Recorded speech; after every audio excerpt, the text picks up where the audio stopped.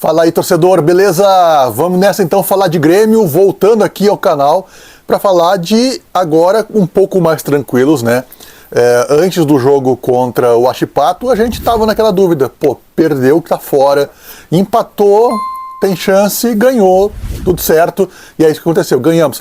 Embora a primeira fase não tenha terminado ainda, né, tem uma formalidade aí, aliás, uma formalidade importante, né, mas a primeira fase não terminou, mas a emoção primeiro, aquele medo, aquele receio de cair fora da Libertadores, porque Grêmio e Libertadores tem tudo a ver, né, então aquele receio, aquele medo de ficar fora da competição que tem a cara do Grêmio, isso já passou.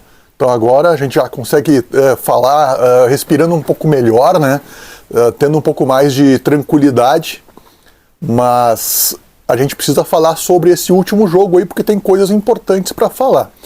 Primeiro, o jogo, como todo mundo sabe, vai ser no sábado às 7 da noite, famoso 19 horas, um jogo de Libertadores, sábado às 7 da noite é uma coisa que não é muito comum, né?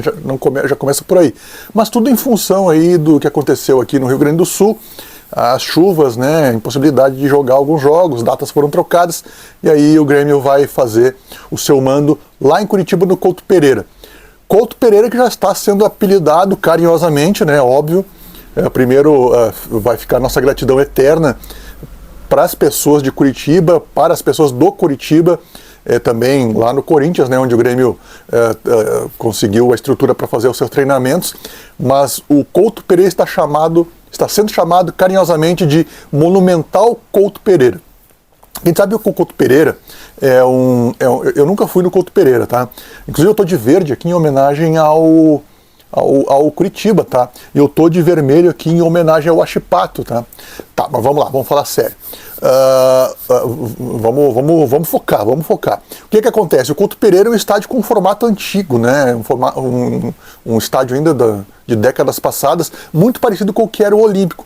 Então, já de cara, no primeiro jogo que a gente jogou lá, né, de Libertadores, que inclusive a gente venceu, já vou falar sobre a tabela do Grêmio na Libertadores, já ficou aquela aura, aquele negócio assim de saudosismo, de voltar a ter aquele ambiente do Estádio Olímpico, né, o velho Estádio Olímpico que está lá abandonado, que nos dói muito saber que o Estádio Olímpico está lá literalmente entregue às traças, mas isso é uma outra história também.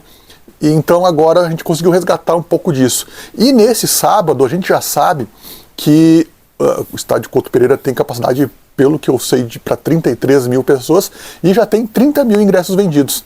Ou seja, a gente ainda faltam 2 dias, mais de 2 dias para o jogo, então com certeza o estádio vai estar mega lotado, hiper lotado. E até por isso, né, já entrando numa outra discussão aqui, a gente começa a ver o caminho do Grêmio na Libertadores, tanto atrás, né? Eu tenho até uma colinha aqui, porque sabe que a memória não é das melhores, tá? Mas olha como é que é a vida do Grêmio na Libertadores, como é a coisa do Grêmio fazer o torcedor também se sentir meio imortal às vezes, né? Porque o Grêmio começou a Libertadores jogando contra o Strongest fora lá na altitude, e o Grêmio tinha, vocês lembram, uma decisão contra o Juventude. Aí o Grêmio manda um time totalmente aleatório, totalmente descaracterizado lá, o Grêmio começa e perde por 2-0. Era um jogo que na conta do Renato e da direção do Grêmio seria perdível, né, digamos assim, só que o problema foi que no jogo de cá, na volta, o jogo contra o Huachipato, aí já de ressaca, né, provavelmente, né, depois de comemorar o título gaúcho, o Grêmio leva 2-0 desse time do Huachipato, que ganhou, que fez as suas pontuações melhores fora de casa. E aí a gente, puxa vida, agora será que a gente vai cair fora da Libertadores? Aí ferrou, né? Para não dizer outra palavra. E aí lá no outro jogo, né, contra o Estudiantes, o Grêmio já começa o jogo perdendo o Jeromel, já com lesão do Jeromel. Então a gente já estava assim, sem nosso principal zagueiro, 2 jogos de derrota, tudo se desenhava para que as coisas não acontecessem, né? E aí vem a redenção, né? O começo da redenção. Ou seja, o Grêmio vai lá e vence o Estudiantes com autoridade, resgatando aquilo que a gente fala, né? A imortalidade. Aí depois o Grêmio embala uma campanha muito boa, né? 4-0 no Strongest. Aí agora vence o Huachipato. E falta o jogo final contra o Estudiantes, onde a gente pode se dar ao luxo, digamos assim, né? De escolher se vai ser primeiro ou segundo do grupo. A minha opinião é que o Grêmio não tem que escolher, o Grêmio tem que jogar o que consegue, o que pode, e naturalmente vai vencer o Estudiantes, né? Porque o Estudiantes é uma equipe muito fraca. Eu não sei qual é que vai ser a pegada do Estudiantes nesse jogo, né? Porque o Estudiantes não tem mais nada para fazer na Libertadores. Mas o que me importa é saber qual é a pegada do Grêmio. E nisso tem uma questão muito importante, que é o tema que eu quero falar nesse vídeo. Então o vídeo começa agora, se tu chegou até agora aqui, então é agora que começa o vídeo, que é falar sobre o Cristaldo. Cristaldo, que vem sendo um dos principais jogadores do Grêmio, é a melhor versão do Cristaldo. Ele melhorou em relação a ele mesmo, né? O Cristaldo ano passado, e até no começo do ano, vocês lembram, né? Tinha jogo de gauchão, todo jogo tinha substituição do Cristaldo. Isso chegou até a incomodar um pouco ele. Eu lembro, né, que em algumas substituições de cara amarrado. Ele é um cara muito de boa, parece, né, muito disciplinado. Mas dava para ver que ele começava a ficar irritado com aquilo, porque todo jogo ele era substituído. Era uma substituição certa já. Cristaldo vai sair.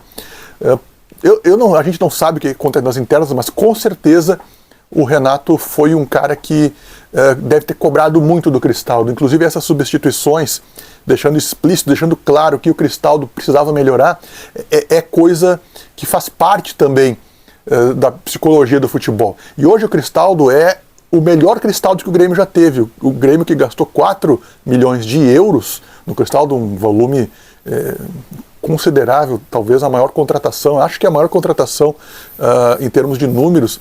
Então é um jogador que não pode ser sucateado, não pode ser escanteado. Ele tem que ser um jogador central no time. E hoje ele é. Ele atua numa função de meio de campo quase como um meio atacante. Ele não é um meio armador, tá? Aquele armador clássico. Ele pode ser sim um meio atacante, um segundo atacante, e isso ele vem fazendo muito bem. Então o Cristaldo, ele é o nosso grande jogador de meio de campo hoje, incontestável. E tem uma questão, ele está pendurado, então se ele jogar contra o Estudiantes e levar um cartão amarelo, ele não joga a primeira contra o Peñarol ou Fluminense, independente de quem seja o adversário. Na minha opinião, o Cristaldo tem que começar o jogo e o Renato tem que falar para ele assim: repita comigo, não vou levar cartão amarelo. Eu não vou levar cartão amarelo. Então eu acho que o Cristaldo deveria começar o jogo. Ele não é um jogador que leva muitos cartões, tá? E não atua numa área do campo onde também ele levaria muitos cartões. Então teria que só reforçar na cabecinha do Cristaldo não levar cartão. E aí joga o primeiro tempo, talvez o início do segundo, e é substituído para ser aplaudido, inclusive, que ele merece. E aí depois ele, sem cartão amarelo, estaria à disposição do Grêmio. Eu acho que é isso que o Renato vai fazer. E tendo 30 mil torcedores, 32 mil torcedores lá no Couto Pereira, eu acho que o Grêmio deve botar em campo o que tem de melhor, até em respeito ao seu torcedor, o que vai estar lá e o que não vai estar lá. Porque o Grêmio é muito grande para ficar escolhendo adversário. Essa é a minha opinião. Embora seja muito mais difícil enfrentar o Flamengo depois, mas a gente também não sabe se o Flamengo vai passar. E tem outra, né? O Flamengo ganhou do Amazonas de 1-0, com muita dificuldade. Eu sei que até o jogo contra o Flamengo as coisas podem mudar, mas podem mudar a favor do Grêmio também. Então vamos se preocupar primeiro com esse jogo, fazer um papel digno, e aí depois a gente vê. O Grêmio, se quiser ganhar a Libertadores, tem que passar por qualquer dificuldade. É isso. Um abraço, a gente se fala, valeu. Te inscreve aí, valeu, fui!